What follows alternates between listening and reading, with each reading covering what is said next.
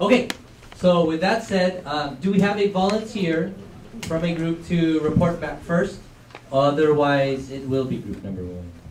Do we have volunteers in group 1? Well then, group number 1. Please introduce yourselves. And then you can say if you're for the Warriors or not. That's joking. Don't do it, don't do it. Warriors fan right here. My name is Wei. My name is Joseph.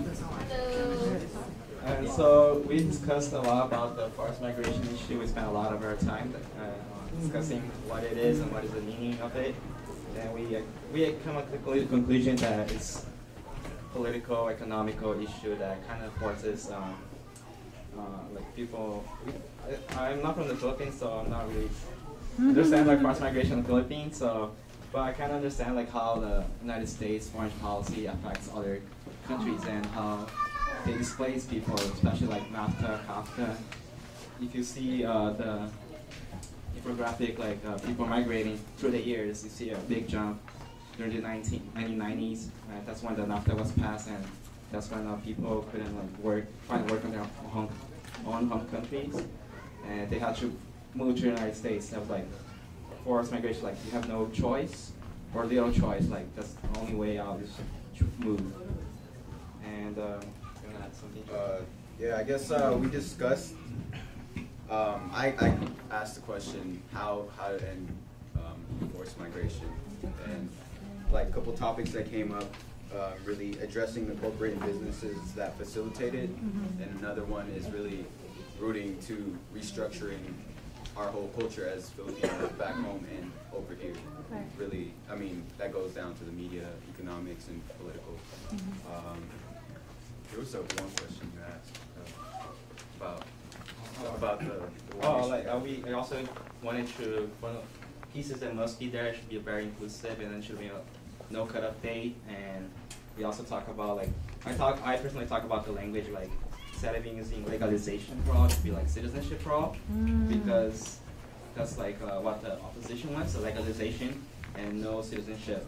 And with no citizenship, that means we won't have access to like federal benefits. We won't be able to vote, which is very important because that's how they want to keep us really quiet. Like that's our own. Sometimes our only voice is to vote. So that's something like let's not be like use the word legalization because that's like then the Republicans can say, see, they want legalization, not citizenship. You know, it's like kind of like mind trick something, but I think we should better use citizenship for all. And that was it. Thank you very much. Group number 2.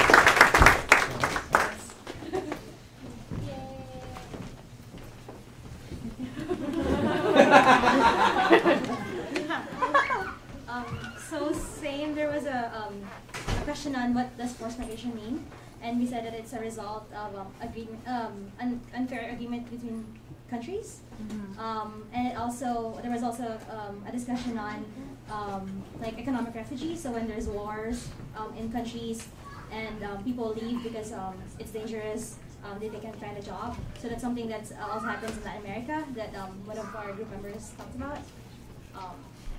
And then for the second one. Okay, for the second one, the question was, are there any types of demands that should be included in the reform? And we discussed that, they should end the backlogs.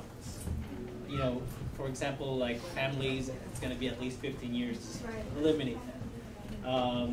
So end backlogs, family and work, and then if they're going to do a reform, they might have just, since they call it comprehensive, just do all over, even to the bare minimum. And then, we noticed that a lot of the elected officials are prioritizing, just for the businesses, so they should also include, families as well, reunification. Because that's basically, they're just, they shouldn't be compromising that. And for number 3. Yeah, someone had a question about the E-Verify. They weren't clear on what are the thresholds or the requirements before you get the RPI status. So that's a question that came up. And then what someone commented that also they agree with the whole document. And what we really should look into is not just immigration reform, but really what is the American foreign policy and how it affects other countries' economy and politics. What are the trade regulations and yeah, all this stuff. Yeah, that's all for group 2. Thank you. Not group, not least group. That's so funny. Okay, so for number 1, my name is Nikki, by the way, and this is Akiko. Hi. There will always be undocumented immigrants unless we address forced migration. And we talked a lot about forced migration and whether or not it should be addressed in the home country. But then we also discussed that like countries in the countries like the Philippines need money, and then it's the IMF or the International Monetary Fund that dictates the money that they get and what they should do with that money. And so it should be addressed with international law as opposed to just within the home country. But I guess like working both ways. Sure. Okay. It's number 2. So what is absolutely necessary? We need to fix the backlogs, right? We need to lift the visa caps that they put because of 1965 immigration law. We only have 20,000 visas in the Eastern Hemisphere. And because of that, the highest countries with the most visa caps is Philippines, China, India, Mexico, and I can't remember what. Vietnam, yeah. And 4 of those are in Asia, right? There's been a history of Asian exclusion, so. And another one that we also mentioned is families need to stay unified and reunited. Reunification.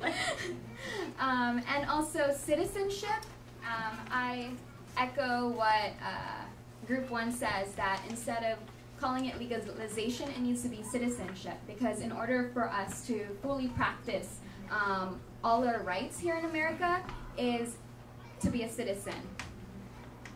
Okay. And then, so for number 3, are there parts that you are not sure or clearly understand or agree with? What are the next steps? What actions should we take?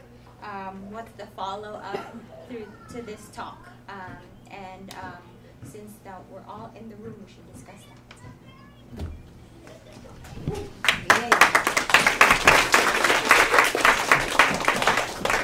Let's give everyone a round of applause for your presentation. I promise I did not prompt them to say that. Okay, so the next thing was action. If we could have some volunteers pass out the endorsement forms first. We have some endorsement forms for the principles and demands.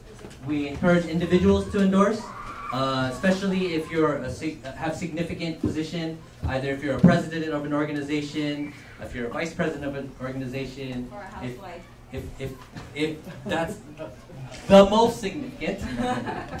And yeah, please write it. There's a place there for you too. And then also, we understand if you can endorse as an organization right now, that would be great. If you cannot, please take the form with you and bring it to your organization. You can also endorse on our website, which is www.nafconusa.org. Right? It's all of these will actually just be entered online anyway. So those will be going around. Please take some time to fill those out if you can endorse. Second is contact your representatives. Senator Feinstein is actually on the committee that is responsible for immigration reform, right? And so we definitely need to pressure her. She is not a champion currently of a bill that will prioritize workers and families. It's quite the opposite at the current moment, and so she definitely needs to hear more. And NAFCON will be organizing our own coordinated lobby efforts. And we'll contact you, but feel free, you don't have to wait for us. We can lobby every day if we want. Secondly, also in San Jose, Zoe Lofgren is on the House side on the Immigration Committee as well. And then educate the community, education, right? If we could also distribute Sanlahi. Sanlahi is, this is NAFCON's newsletter on immigration reform. It has a cartoon strip, right? Which helps kind of, not everyone will have the benefit of listening to the brave and courageous testimonies of Tita Malu and JB, right? And so we have to do our best to communicate the stories that articulate our community's experience. And so that's what Sanlahi is trying to do. It has a story of a caregiver in LA, and it also has a cartoon strip that will be a series that will articulate in a creative way the experience of our Filipino community here in the U.S.